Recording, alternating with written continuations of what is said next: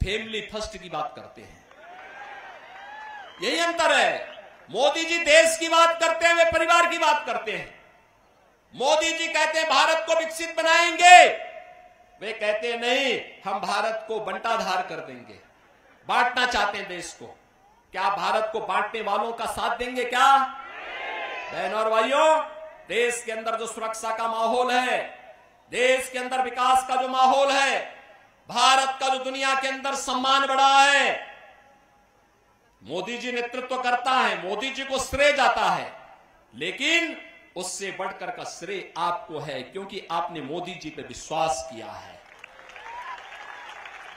और इसीलिए इसके लिए मैं आपका अभिनंदन करता हूं और इसीलिए आपसे अपील करता हूं, आपका एक वोट, आपका एक वोट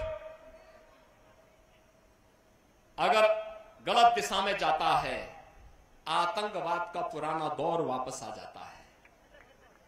लेकिन अगर भारतीय जनता पार्टी के पक्ष में जाता है, आत्मनिर्भर और विकसित भारत की परिकल्पना को साकार करता है।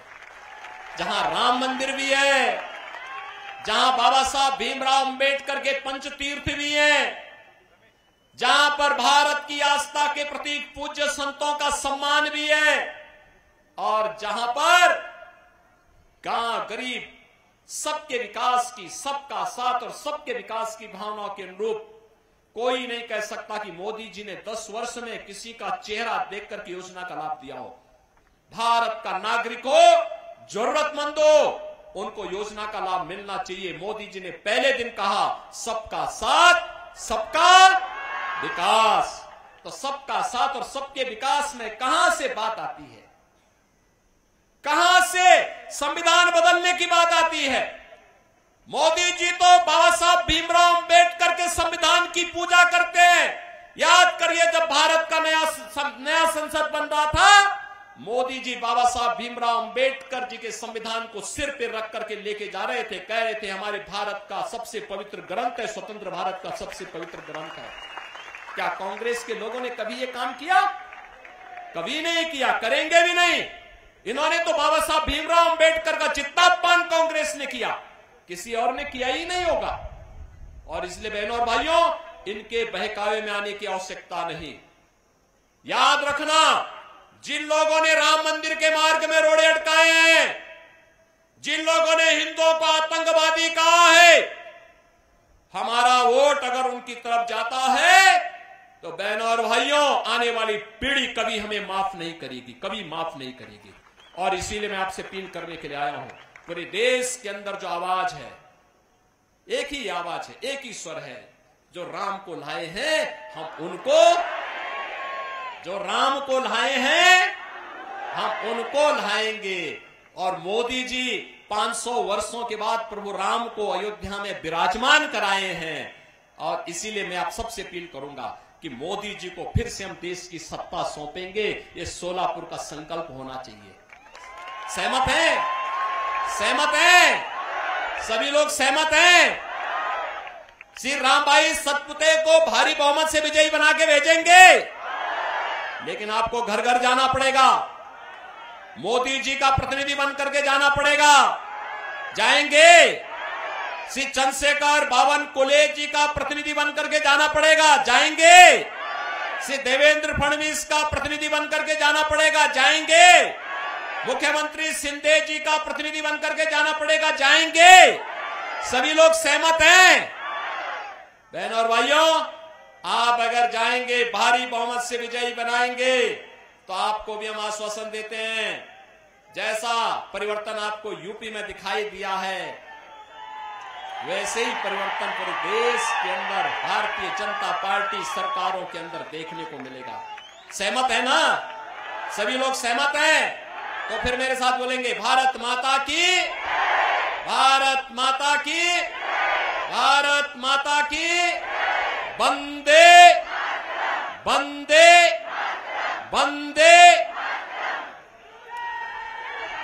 इस गीत के जरिए अपने निजी YouTube चैनल पर डाल रहे हैं, आपको पसंद लहराएंगे, यूपी में फिर से हम भगवा लहराएंगे, यूपी में फिर से हम भगवा लहराएंगे। हाँ।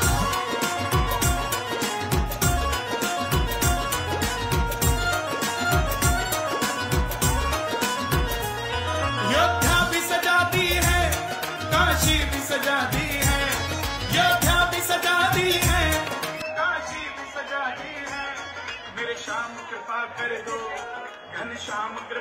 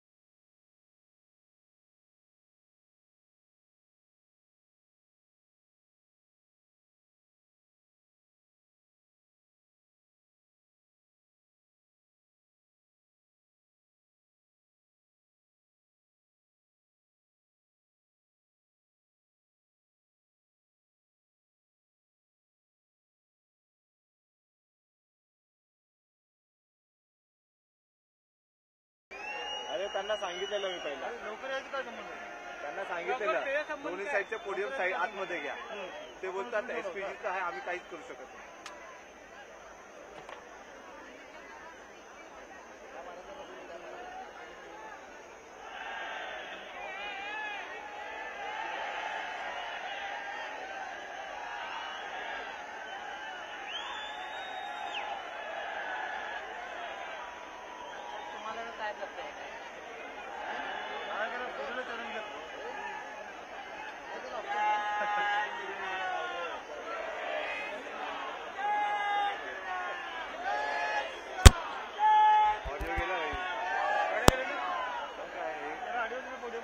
पोडियमलाच ऑडिओ नाही तर आपल्याला कसं आहे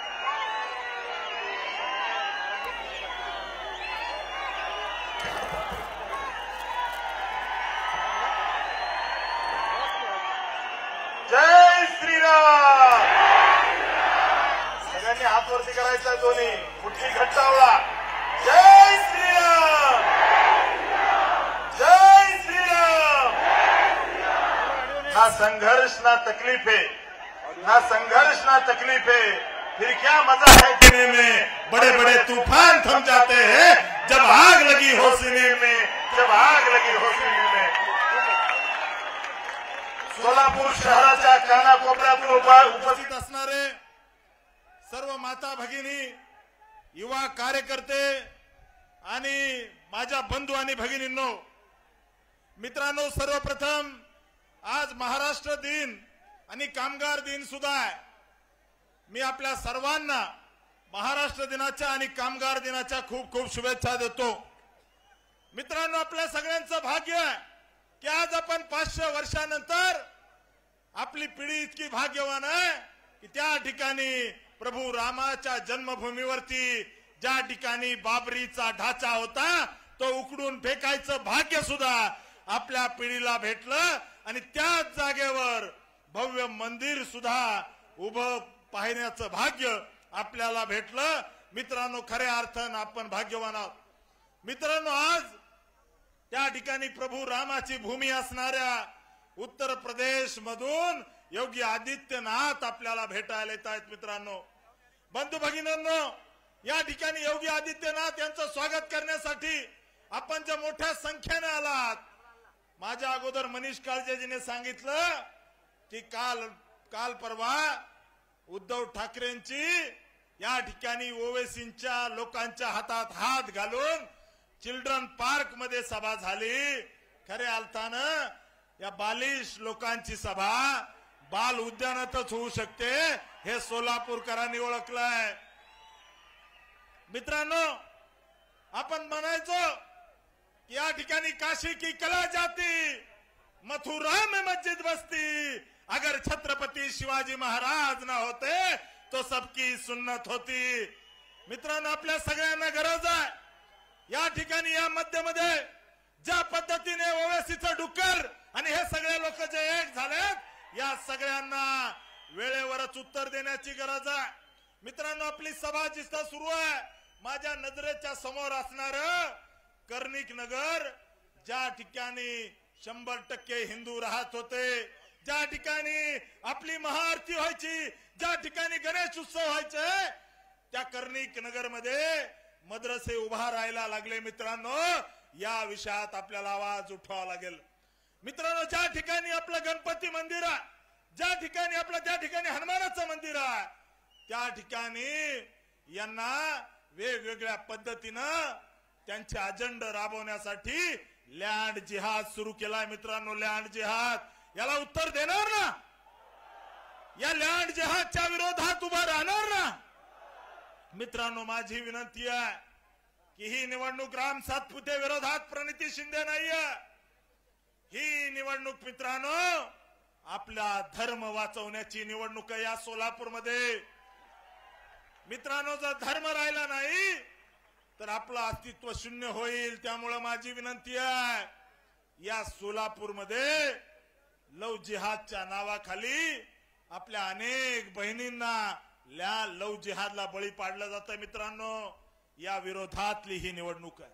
ही निवडणूक मित्रांनो, देवेंद्र कोठेने सांगितलं की एक काळी साखर पेठ होती, त्याची त्या ठिकाणी शक्कर पेठ करण्याचं काम काही लोकांनी केलं.